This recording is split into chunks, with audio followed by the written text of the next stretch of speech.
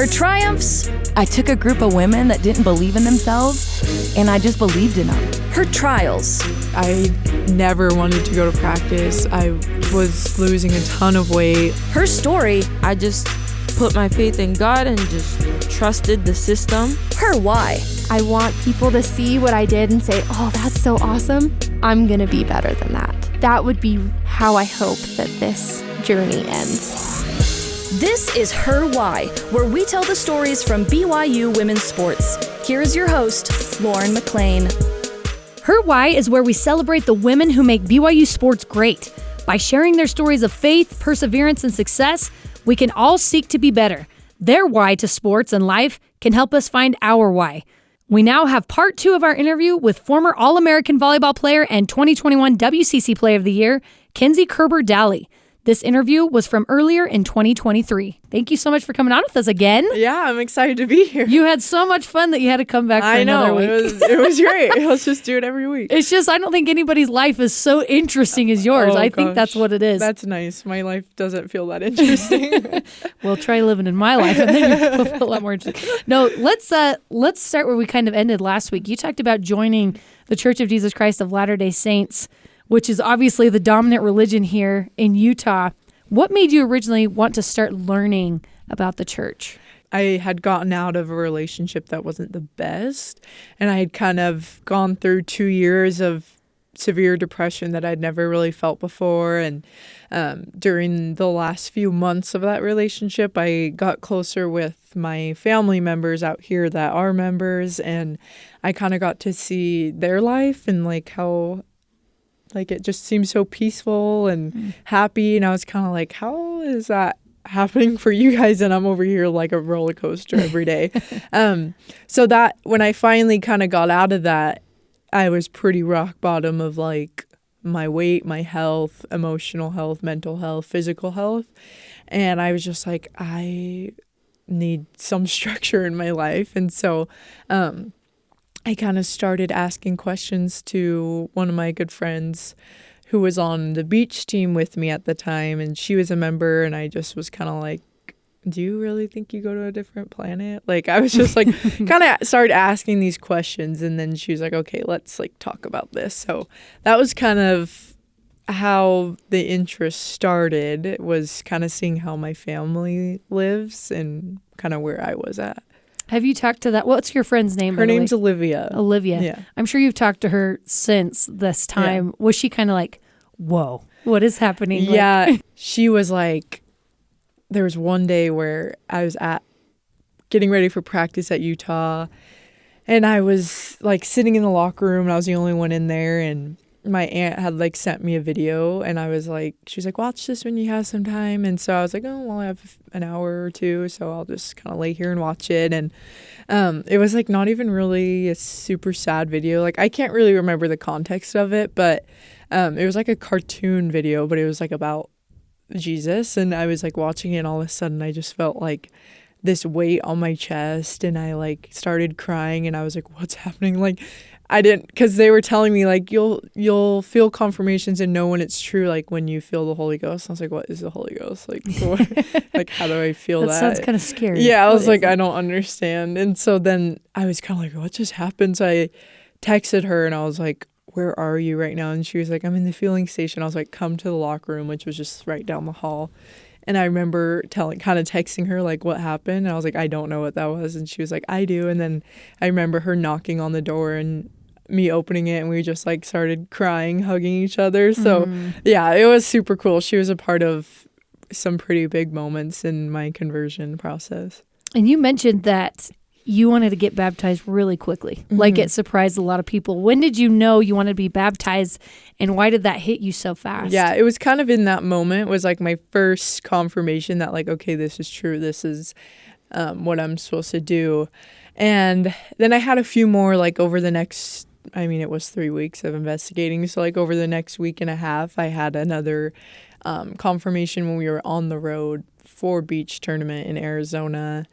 And then kind of just during my lessons, I just felt like I had already felt very different. Like, I came down to Provo because I had some friends down here, and one of my friends introduced me to another girl that was there, and she was like, I had no clue who she was, didn't know her name, and she was like, "You're glowing, like you have this like light about you." And so I was like, oh, that's kind of cool. But I wanted to get baptized relatively fast because I was leaving May 4th. I was going home to California for like the whole month of May into June before I had to come back for our summer training. But I was playing in Japan for 2.5 weeks on the collegiate national team. Wow. And I just didn't want to go and be like, oh, okay, I had all these cool feelings and cool experiences, but like I'll pick it up when I get back in June, you know, because I just didn't know like if I would be like, that was a fluke, whatever, and then just come back and be like, no, I'm good. So I was like, no, I know this is what I'm supposed to do. Like I want to do it before I go so that I don't so I'm not in a foreign country like, whatever, you know. Yeah, so, dissuade yourself from doing it. Yeah. So I didn't know like where my head would be, what I would be feeling in a month and a half. So I was like, I know I'm feeling this now. Like I want to do it before I go. And the missionaries in charge of you were like, oh. Yeah, they were like, wow, okay. This is the greatest day of my life. Right. I think you made the entire mission, I'm sure. You grew up in a non-denominational Christian house. What did your parents and you have a sister, right? What did they think about you joining the church? They were actually super supportive, and because my dad's sisters are members, they were like, well, you know, like it's not totally unfamiliar, but I think they were just like, we support you, just kind of don't try to change us. And they just saw how much happier I was, so they were like, if this makes you happier, like go for it. My dad actually was able to come out for my baptism, which was really cool. My mom couldn't get off work, or she didn't have vacation days at the time, but my dad was able to come out, and my dad's like not emotional at all. And it was my friend Olivia was giving the talk on the Holy Ghost, and I was sitting next to him, and I looked over and he's like wiping his eyes, and I was like, are you crying right now? Like, I was like, I don't even think you cried at your dad's funeral. Like, I was like, so that was, it was really cool to have him there and to kind of see that and to have him feel the spirit there. So. And your dad's like, don't talk to me about it, though. Yeah, I was like, what? That's really cool. Yeah. How has joining the church changed your life on the court and off the court, would you say? So I mean, I'm kind of feisty on the court. That never really changed, but it did help me to know that like this isn't my whole life. So going into my junior year, I just was in such a more stable place, like mentally, emotionally. Like I stopped meeting with my psychologist at school, and I'd pass him in the hallway sometimes, and he's like, you still okay? Like, you still doing good? I was like, yeah, I'm good. So for like that next 2 years, like didn't have any like of this emotional roller coaster. It just helped me be really stable all around, which helped me on the court. I got back to eating normally, gaining some of that weight back, and really coming into BYU, like I was the healthiest mentally and emotionally and physically I'd ever been.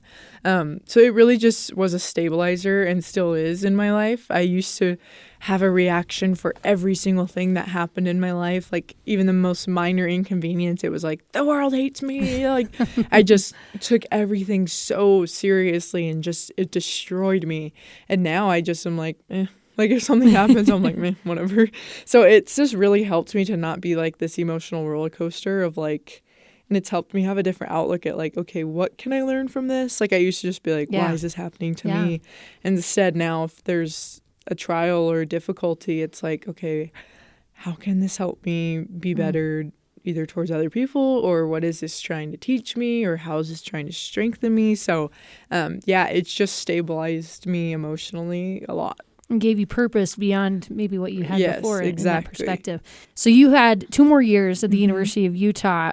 How did those final 2 years go for you?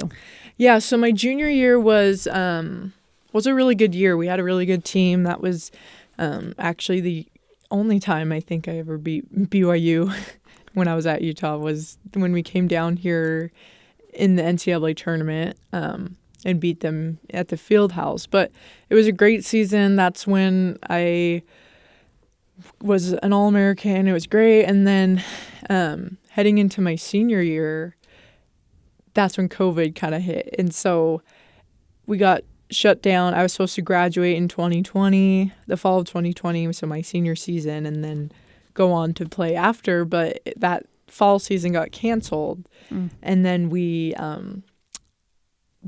found out we were playing in the spring, which was really interesting. But that year was hard. There were things I didn't totally agree with and people I didn't totally mesh with. And so even though I had a good season my junior year, it still wasn't that much easier. Like the depressed feelings and that kind of stuff went away because I was able to handle stuff better. But there was still things within the volleyball program that I struggled with. And so it wasn't easier the next 2 years. I still kind of had those same feelings and struggles within the program. But my senior, I was like, I don't know. Like, every year I just was like, okay, it'll change. And it just didn't. And so I was like, do I go back? Like, what do I do? I ended up deciding to play in the spring. And that's kind of when I knew, like, I'm kind of done. So that my senior season, it was weird. We didn't have a preseason. We played conference games only. We played the same team back to back, either like, okay, for instance, Washington. We went to Washington. We played them Friday, Saturday, and that was it. So we didn't travel to both schools like we used to. Our NCAA tournament was a bubble in Omaha, Nebraska. Like, talk about nothing to do. We literally were in a hotel we had to get there 3 days before the first game even was because we had to pass 3 days of testing. Man. And if one person, whether it be a team member or a staff member, tested positive, the team got sent home out of the tournament. So there was actually two teams that were like supposed to play in the first round and someone tested positive and they're like, sorry, you guys are out. We played on in a convention center. It was like a club tournament again. Like, it was so weird. It was just the weirdest experience. And so that's kind of how my final year, I remember it at Utah, which is a bummer because I could have remembered it on a better note with, we played with cardboard people in the stands. Like, my dog was on a cardboard picture. I was like, oh, she's so cute. Like, it just was so weird. So, oh my goodness. Yeah. That's like stuff you're going to tell your kids one day. Yeah, it's crazy. Like apocalyptic stuff. It's like, that's just crazy. Wow. Yes. I can't even imagine. Like you said, everyone hated wearing masks anyway, but I can't imagine being a high-level athlete and having to wear that while you're playing the sport. It was hard, very hard. Okay, so that obviously kind of turned you off to the sport at that period of time. And like you said, just all those rules that came with that conference. So you could have graduated and gone in the workforce, or you could have gone and played professionally. What made you come back to BYU? I played for Heather in Japan. She was my coach. So that's when I got really close with her, and she was just so awesome. I remember always watching her team play, and they looked like so happy, loved each other, celebrated each other's success. So I've always kind of like kept an eye on BYU, but I just loved the way they played. Like, they just loved each other. And so I had thought about it for a while after I joined the church. And when I went to Japan, Heather kind of was like, wait, is she going to enter the portal? Yeah. And then I didn't my junior year, and she was like, oh, like, kind of like, what? I thought we were like discussing that. We were on the same wavelength there. But I didn't because I was so close to graduating, and I just kept saying like, oh, it'll be different. And it just wasn't. So when it wasn't different that spring season, I was like, okay, like, I know I'm not coming back. I don't know what I'm doing next, but I know I'm not coming back. And so then I kind of was like, okay, it's either play professionally. I did enter the portal right before the bubble, the tournament. So I told my coach at Utah, like, in terms of like if I needed to meet a grad deadline or something. It was so weird. I don't think anyone's ever put their name in the portal like during their season. Yeah. But I did, and it was like I still played, and I was literally at the tournament and was having coaches that were at the tournament emailing me like while we were all there. It was really weird, but Heather was the one coach that was very respectful to her program and was like, hey, because I kind of was like, I want to go to BYU. Like, I knew I wanted to. So I decided, I felt peaceful about transferring. I'd always been like, oh my gosh, how does that work? Like, that's scary. But I knew the girls down here. It was 35. Like, I was still in Utah. Right. And I just felt good about it. Like I had a lot of friends down here. So it wasn't like I was totally going somewhere new, you know? So I put my name in the portal. Heather reached out to me and said, hey, out of respect for my team, like I'm going to wait till our season's done to contact you. And I was like, okay.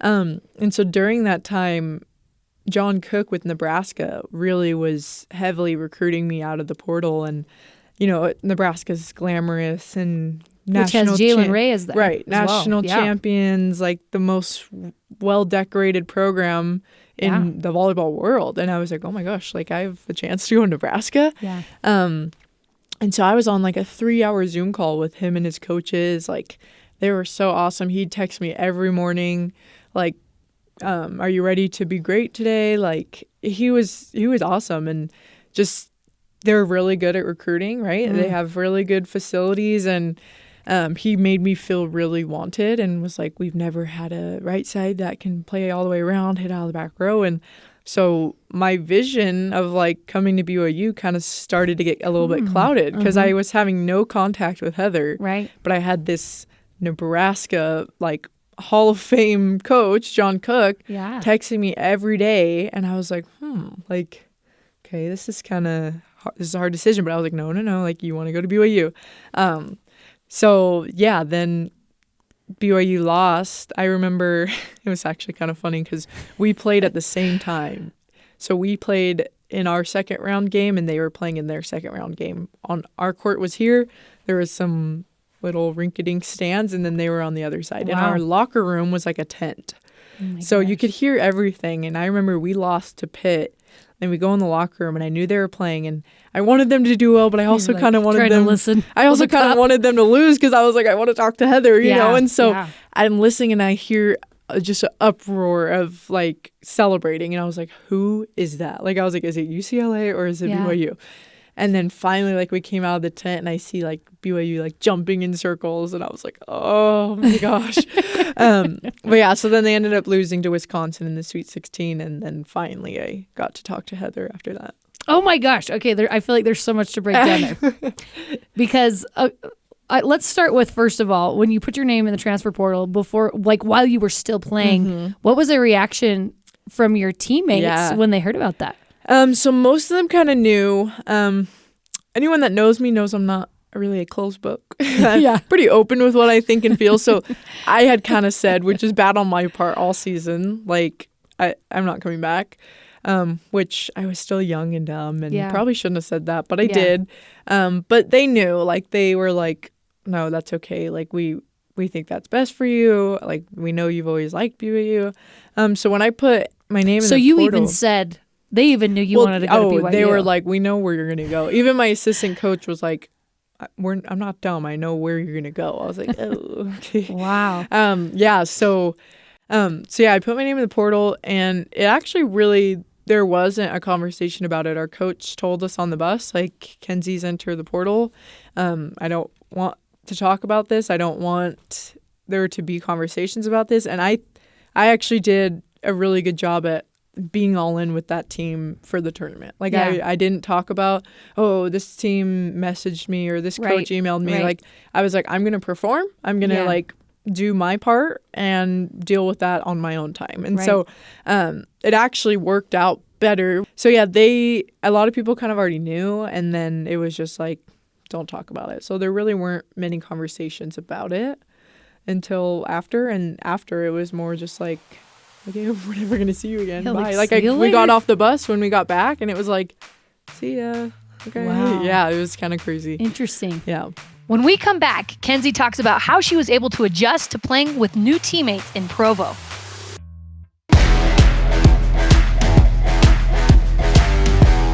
Welcome back to Her Why. Let's continue our conversation with former Cougar volleyball star Kenzie Koerber Dahle. It was recorded earlier in 2023. So how did you end up adjusting? How long did it take for you to feel like, all right, this is where I belong. I could do this? Yeah, I mean, it helps that everyone on the team was so nice. Like everyone just was like, made me feel like I was their best friend right away.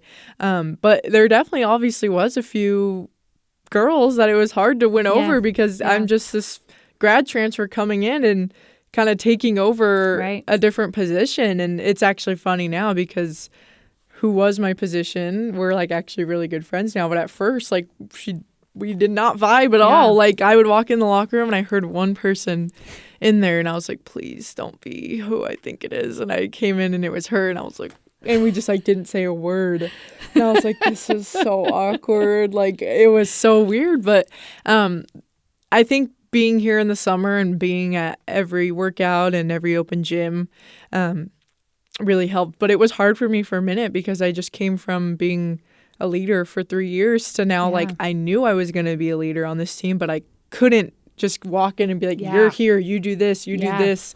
And so I think it took a while, really honestly, into fall camp to gain that respect from my teammates and to have them willing to be like wanting to learn from me. And so, it was hard because I wanted to be like, no, like everyone needs to be here. But I was like, I'm just not, it's not my place yet. And even Heather told me, she's like, you're going to be that leader, but you just can't yet. You just can't be.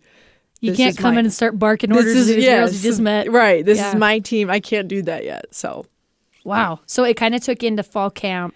So did you feel before the season started, did you feel like, okay, I can do this? Like I feel like a leader, you know, and I feel like I want to lead this team. Yeah, and I kind of knew that was what my role was going to be coming into it. Like I had conversations with Heather of we need that vocal leader. Like a lot of girls led in different ways, but I was kind of that vocal leader on the court. And she had seen that in me at Utah, and she knew that's what I was used to doing, and I had all of this experience under my belt. And so I knew coming into it that's what I needed to be, and I wanted to be that. And I kind of at first was like, I had to be like, Heather had to like recheck me because I was just kind of like, oh, I'm gonna hang out with this person. She's like, no, you need to like be with everyone. You need to make sure everyone trusts you and respects you because you're gonna be leading this team. So it kind of, that was like the first week or so of fall camp, and I was like, you're right. So I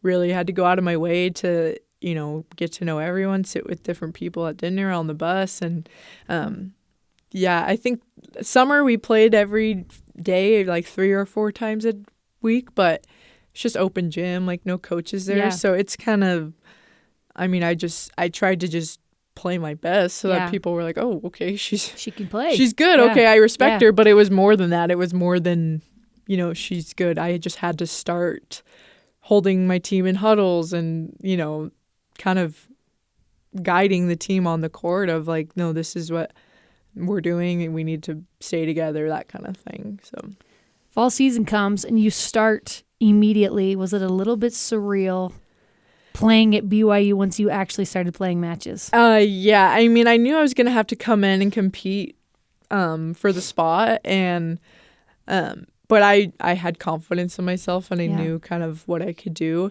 But I had the worst first game ever. Like I hit like 100, I think. It was like a noon game too. There wasn't even many fans, but I was like, I was nervous, and I never used to get nervous. Like I was never a nervous player, and it was weird because I was like shaking. Like I was like, I haven't felt like this since I was a freshman. But I was like, it's new. Like it's, you know, you playing the blue-white scrimmage and you're like, oh, it's cool. But it's like, no, this is an actual game. Like it was weird. So my first game I did terrible.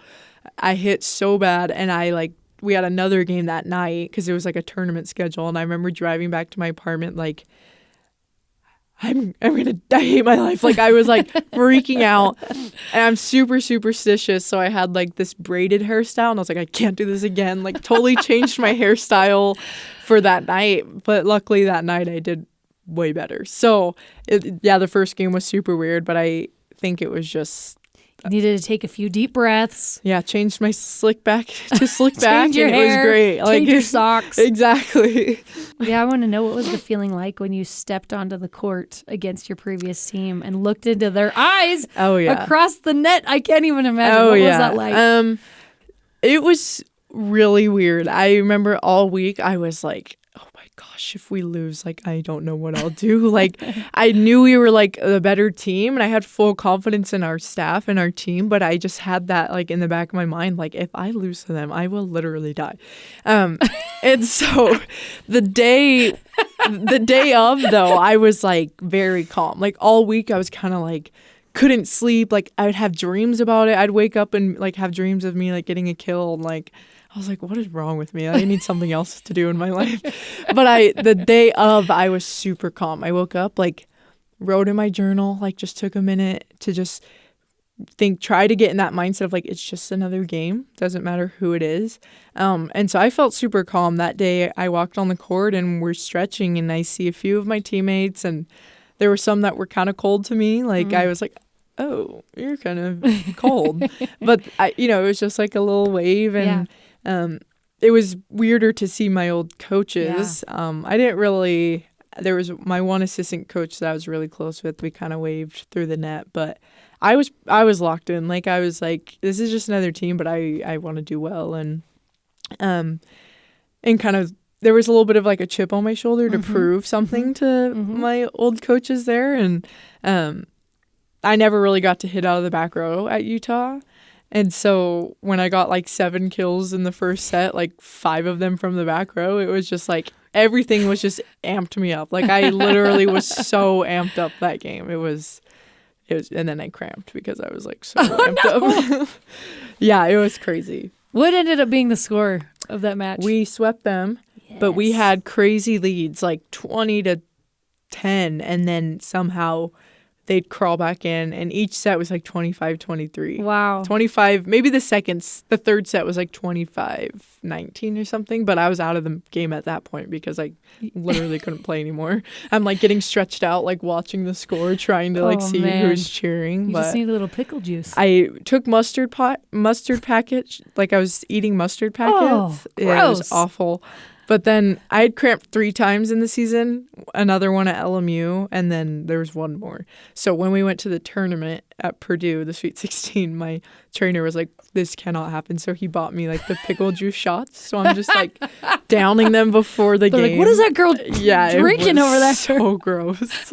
That's amazing. Well, you guys end up winning the WCC tournament. You won WCC Player of the Year. So clearly those leg cramps didn't set you back too much. You made it to the Sweet 16 in the tournament. How did that feel?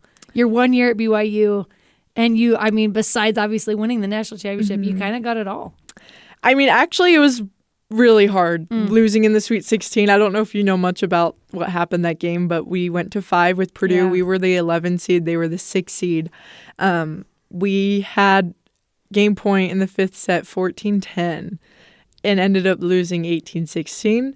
So it was actually, it still like haunts me to this day. I remember falling to my knees when we lost 18-16 and just holding my hands over my face, and I'm like, I'm not done. Like I can't be done. And so yeah, it was, but I try not to remember the season like that. I remember playing in the field house. I remember getting those 2 big wins against Utah in the field house. I remember crying on the court with my teammates. I remember all the fun laughs, and I remember wanting to go to practice again, loving to go to practice, loving to go to my coach's offices. Like I remember all that, but I do remember the ending, but I try not to associate the season with that, if that makes sense. Yeah, that's so difficult, but you truly had just an incredible year, and I just want to end with this. You had just a crazy collegiate journey, right? On and off the court.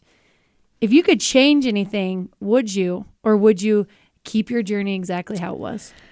I battle with that because I find myself oftentimes saying, I wish I would have transferred to BYU sooner, because the season I had, if I could have had that, just like the experiences and the people I met and the fan base here, like I still see people that are like in stores that are like, hey, Kenzie, I'm like, oh my gosh, like it's unreal. Like there's truly nothing like it, no other place like it.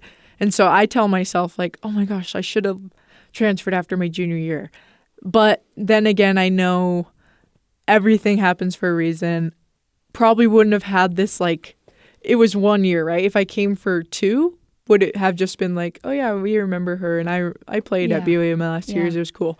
But instead it was like magical. Yeah. You know, would it have been magical if I was here for 2 years? Who knows? Maybe it would have. But I know that everything had to happen the way it did. I battle with that because I'm always like, oh, well, I should have at least came right after I joined the church. But I think everything happens for a reason. And I think ending with, I really didn't love volleyball my last few years there, and being able to like reignite that love and just kind of remember my college career on that note, I think is how it was supposed to go. And look where you are now and all the incredible things that you're doing and people you're affecting. Honestly, we're talking to 4-time All-American volleyball player and 2021 WCC Player of the Year, Kenzie Koerber Dahle.